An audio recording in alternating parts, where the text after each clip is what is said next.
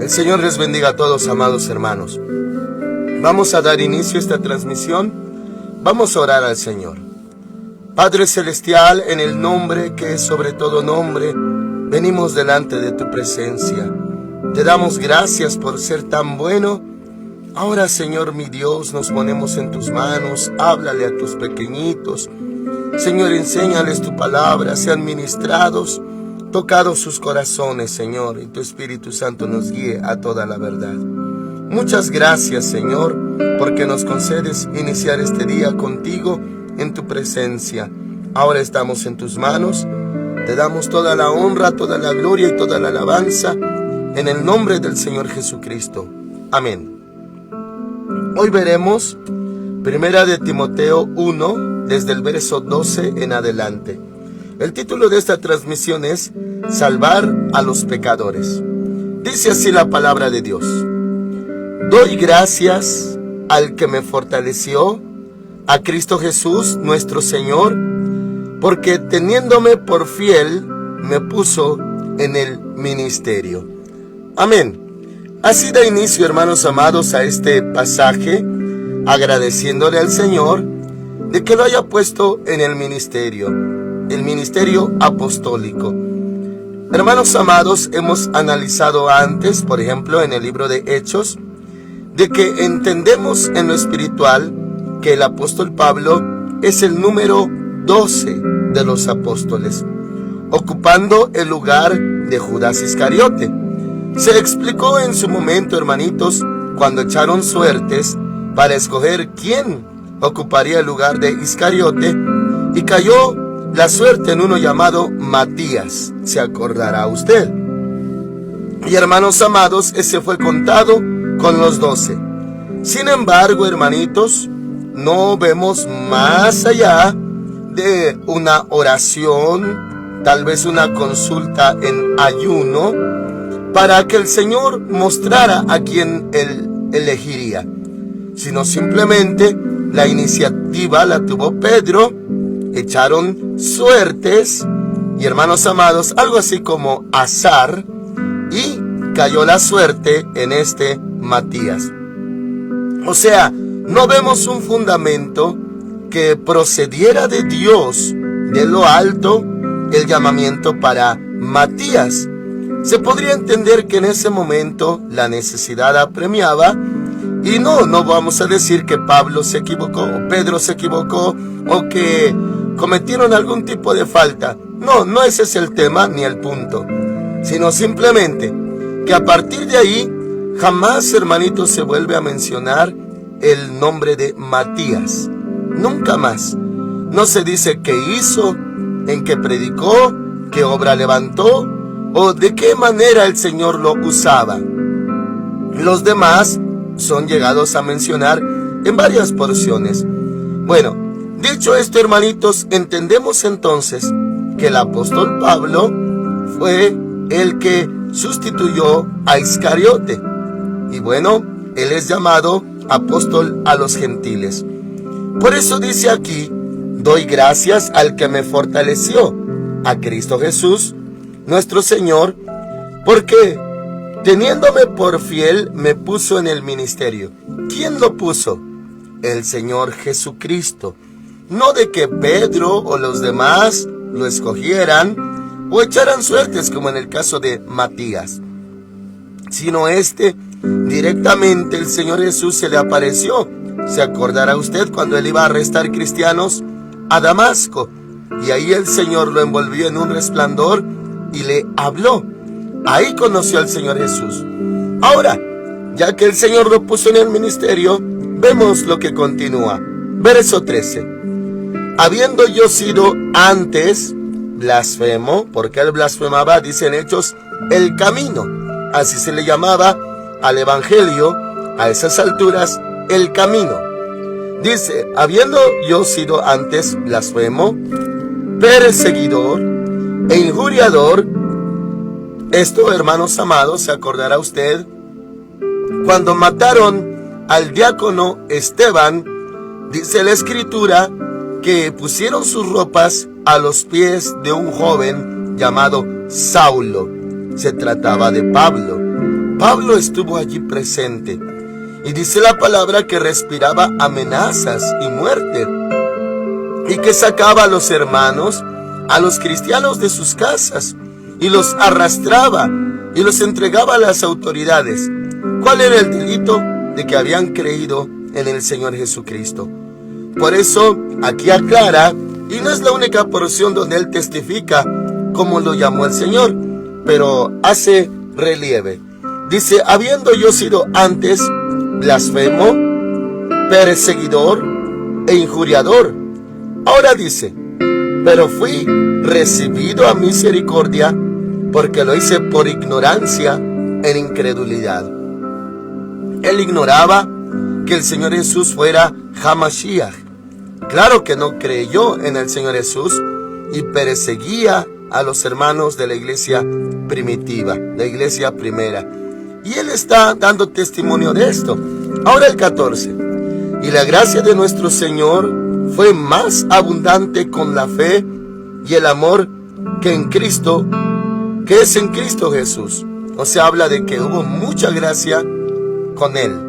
Ahora dice, el 15, palabra fiel y digna de ser recibida por todos. Y hermanitos amados, este verso es tan importante que hasta debería de memorizarlo. Dice que Cristo Jesús vino al mundo. Y claro, hay más partes que lo dicen, pero así lo declara aquí. Cristo Jesús vino al mundo para salvar a los pecadores. Si alguien pregunta, ¿a qué vino el Señor? ¿A qué vino Dios hecho hombre, hecho carne a la tierra? ¿Para qué? Para salvar a los pecadores. Una vez le hicieron esa pregunta al Papa actual y él dijo, no lo sé.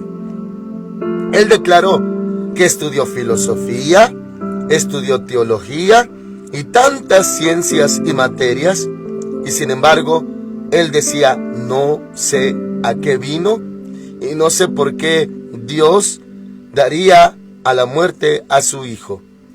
Y bueno, hermanos amados, es una declaración blasfema, porque la Biblia aclara a qué vino.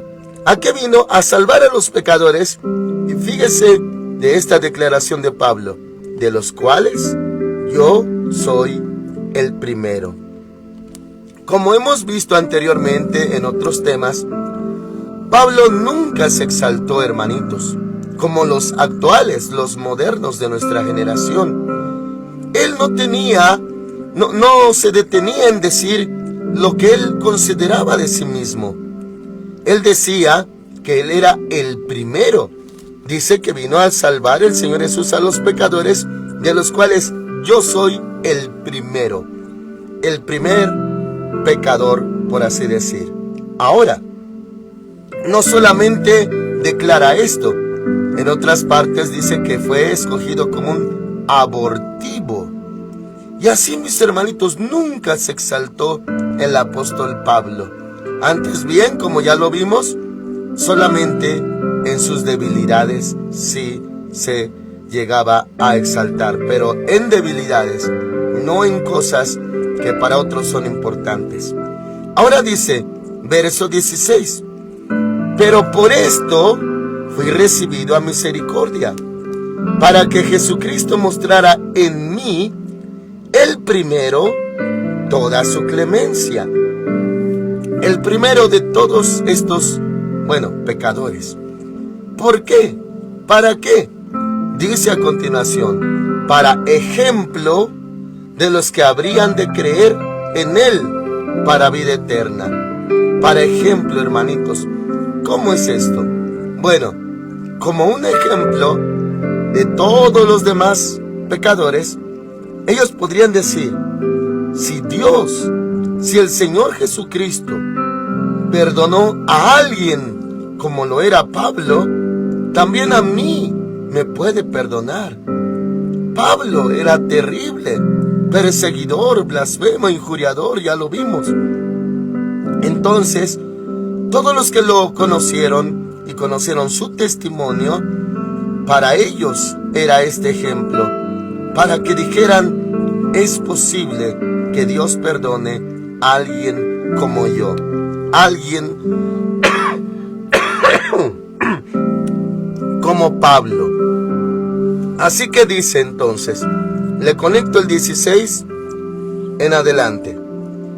Pero por esto fui recibido a misericordia, para que Jesucristo mostrara en mí, el primero, toda su clemencia, para ejemplo de los que habrían de creer en Él para vida eterna. Todos esos creyentes, hermanitos, los que iban a venir a Cristo, lo tenían como ejemplo. Dios perdona, Dios tiene misericordia, en verdad Jesucristo salva. Así que Él era un ejemplo de esto. 17.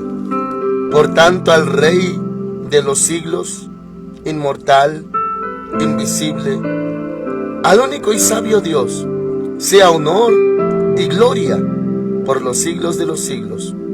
Amén. Él da alabanza al Señor de que le tuvo misericordia, clemencia. Y hermanos amados, en verdad hemos visto cómo Dios salva, en verdad perdona. Y bueno, tengo que admitirlo, hermanitos, a manera de testimonio.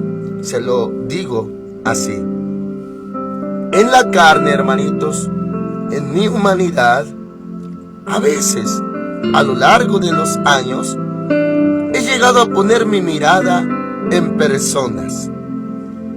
En este caso, en este tema, pensando, este se va a salvar, este otro se va a salvar, a este se le está atendiendo, a este se le está atendiendo. Oh, va a venir a los pies de Cristo, o ya está a los pies de Cristo. Y resulta que no, mis hermanitos. Por eso le decía que eso en mi humanidad, en la carne, he llegado a considerar que se van a salvar ciertas personas a los cuales se les evangeliza, se les atiende, se les predica y se les llama. Y resulta que no. Bueno, yo puse mi vista en ellos. Y a la mera hora, en el que menos pensaba, y de esta clase de personas, los más terribles, hermanitos, de mala fama o con casos por los suelos, son los que Dios va salvando. El Señor va rescatando. Y de esos tenemos varios aquí en Ministerios Filadelfia. Gente que en su momento era famosa por la maldad de sus vidas. Eran famosos, conocidos en sus derredores, porque eran terribles, pero ahora son hijos de Dios. Así que es posible. Por eso decía el apóstol Pablo, que Cristo vino al mundo para salvar a los pecadores, de los cuales Él era el primero. Muy bien, ahora vemos verso 18. Este mandamiento, hijo Timoteo, te encargo, para que conforme a las profecías que se hicieron antes en cuanto a ti, milites por ellas la buena milicia. Muy bien, que él luchara, que militara, que sirviera este Timoteo, porque había profecías desde antes de que él iba a ser un siervo de Dios. Acuérdense, hermanitos, lo que vimos ayer como introducción a esta carta, no a una iglesia, sino carta a una persona, a este varón de Dios llamado Timoteo. Aquí, hermanitos, se le dan consejos pastorales para que él sirva a Dios. Muy bien, este Timoteo escuchaba, y haga de cuenta, hermanitos, como de un padre a un hijo, o como de Dios mismo, instrucciones hacia él. Tome esta palabra, abrace esta palabra, porque también es para usted. Usted que quiere servir a Dios, o que ya lo está sirviendo, y tal vez no tenga un título, pero ama a Dios. Aprenda de este libro. Y dice, hermanos amados, ahora, verso 19, Manteniendo la fe y buena conciencia, por desecharla algunos naufragaron en cuanto a la fe. Muy bien, hermanitos. Aquí en Timoteo se va a poner énfasis, como vemos aquí, fe, buena conciencia y mucho, como también lo hemos visto, en la doctrina de la palabra de Dios. Entonces, fe, una fe limpia, sana. También buena conciencia. Por eso eran los consejos, para que sirviera a Dios con esa buena conciencia. Y luego dice, hermanos amados, versículo 19, le conecto, manteniendo la fe y buena conciencia, dice, por desechar la fe y la buena conciencia, algunos naufragaron en cuanto a la fe. Cuando dice naufragaron, equivale a se desviaron de la fe. ¿Y por qué? Porque también dejaron la sana doctrina, esa parte importante. Fíjese ahora lo que dice el verso 20. Entre ellos, o sea, los que naufragaron, se desviaron, y aquí no se detiene en dar nombres. Dice, entre ellos están Himeneo y Alejandro. Así dice mi Biblia, hermanos amados, en el verso 20, Himeneo y Alejandro. Hay otras partes, hermanitos, que dicen Himeneo y Fileto, pero aquí dice Alejandro, dos personas que se desviaron. Hermanitos, también Juan habla de un Alejandro. En su momento, si llegamos ahí con la ayuda del Señor, si seguimos en la tierra, veremos ese caso. Y habla de otros, hermanitos. Habla de Hermógenes también, otro que se desvió. Y da nombres, hermanos, sin reparos. Aquí habla de Himeneo y Alejandro. ¿Qué hicieron ellos? Ellos se desviaron. Dice el 20. Entre ellos están Himeneo y Alejandro, a quienes entregué a Satanás, para que aprendan a no blasfemar. También Pablo da otros nombres en otras epístolas, aclarando qué hicieron.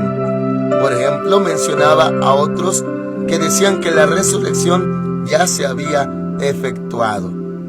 Bueno, hubo gente así, hermanitos, que se desviaba. Que el Señor le guarde, mis hermanitos. Y usted guarde su corazón. Sobre toda cosa que guarde su corazón, porque del mana la vida, dice la Escritura. Para que nunca se desvíe de la fe. Aquí en Filadelfia, hermanitos, predicamos. No somos mejores que nadie. No somos la única iglesia. No somos los mejores que los demás. No, mis hermanos. Atribuimos aquí que Dios nos tuvo misericordia en cuanto al conocimiento de su palabra. Hermanos amados, por tantas cosas que hemos pasado a nivel iglesia, diferentes tipos de lucha, pero nunca nos hemos desviado tras la mentira ni el error. Pero no es para nosotros ese reconocimiento, es para Dios. A Dios sea la honra y la gloria que nos ha guardado de las falsas doctrinas. Eso es porque Dios es fiel y verdadero. Y como está escrito también, no a nosotros, Señor, no a nosotros, sino a tu nombre sea la gloria. ¿Nosotros qué hemos hecho? Nada, mis hermanitos. Todo lo ha hecho el Señor. Así que no nos hemos desviado por causa de que el Señor ha sido bueno con nosotros. Ahora dice aquí que los entregó a Satanás. ¿Qué es eso? Ya lo analizamos en 1 Corintios 5, que equivale a expulsarlos de la iglesia. Aunque suena muy fuerte, hermanitos, entregarlos a Satanás, no es que haya una oración o un rito que se diga, oh enemigo, te entrego a este y a este. No, mis hermanos amados, de ninguna manera, porque Él no tiene parte ni suerte con nosotros, ni nosotros con Él. Somos de Cristo. Pero consiste en expulsarlos. ¿Se acuerda usted lo que dice Salmo 91? El que habita al abrigo del Altísimo morará bajo la sombra del Omnipotente. Cuando dice sombra del Omnipotente, habla de protección, ya que uno viene voluntariamente al abrigo de Dios, Dios lo va a proteger. Así es la iglesia, protege. Aunque, hermanos amados, es la sangre de Cristo, el Espíritu Santo, el sello del Espíritu Santo, la armadura de Dios y tantos elementos buenos. Pero a través del techo, por no decir cobertura de la iglesia, es que Dios da protección. Así que, hermanitos, si uno sale, y bueno, le tengo que enseñar esto, mis hermanitos, si es que no lo había mencionado antes. Mis hermanitos, abra su corazoncito y ponga mucha atención para que lo comprenda correctamente. Cuando una persona se sale de la iglesia, vemos esto porque entregar a Satanás equivale a expulsar de la iglesia. Bueno, cuando una personita, hombre, mujer, quien sea, se sale, se va, claro que le va mal, empieza a sufrir más de la cuenta y sufre mucho. Algunos tomarán carnalmente esos casos diciendo, que Dios está tomando venganza, que Dios ya lo está castigando, y piensan de esa manera. Sin embargo, no es por eso. No es por eso que a la persona que se va, le va mal. Es, hermanitos amados, el carnal en su espíritu piensa que como que está amenazado, que si se sale le va a ir mal, como una amenaza. No, mis hermanos, Dios es bueno. Él nos dio esa libertad de elección, de decidir. Él es grande en misericordia. Entonces, ¿cuál es la respuesta? Porque a uno le va mal cuando se va de la iglesia, porque se salió del techo. Es como si estuviera una fuerte granizada y se sale, pues todo el granizo le recaerá en su cuerpo, en su cabeza, porque se salió de la protección. Ya ve, no es que Dios lo esté castigando inmediatamente, no es ese el tema, sino que se salió del techo que lo protegía de dardos, ataques, mundo, enemigos, demonios, todo eso. De todo eso lo cubría la iglesia. Pero quiero aclarar, no que la iglesia, hermanitos amados, sea lo máximo. Es muy amada, es importantísima, pero el que salva es el Señor Jesucristo. La iglesia es importantísima, pero la iglesia no salva. El que salva es el Señor Jesús. Sin embargo, la iglesia causa, da protección. Entonces, si una persona se sale de ese cobijo, de ese techo, entonces, por eso se entiende, ya Satanás les puede hacer lo que sea. ¿Por qué? Porque ya no están bajo el abrigo del Altísimo, el techo o cobertura espiritual de la iglesia. Por eso ya es presa fácil y el enemigo hasta podría hacerles mucho daño.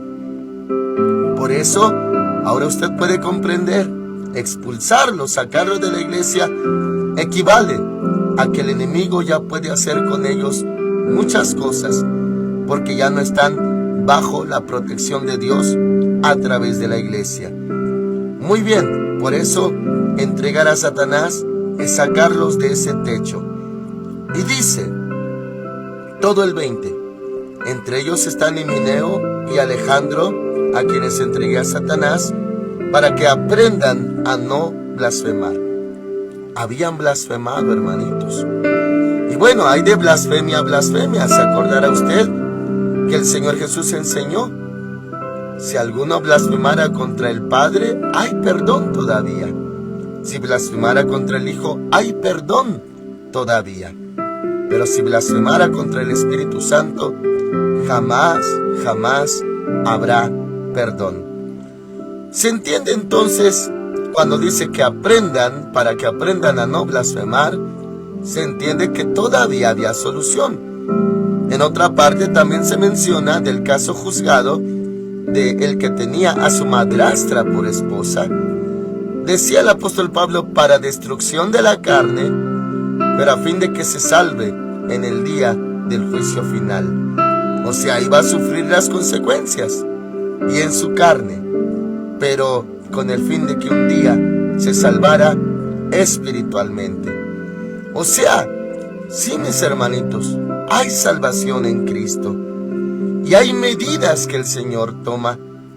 Él se ocupa de que uno no se pierda y da muchas salidas, oportunidades, tiene misericordia, tiene paciencia y Él ve la manera de que uno no se pierda. Pero sin embargo, si alguien voluntariamente se quiere ir de Dios, Él no lo obliga a quedarse. Tenemos el vivo ejemplo del hijo pródigo. Pero ahora le menciono de esta manera, mis hermanos. Todo tiene perdón. Todo, hermanitos, puede resolverse. Venga a Cristo. Arrepiéntase.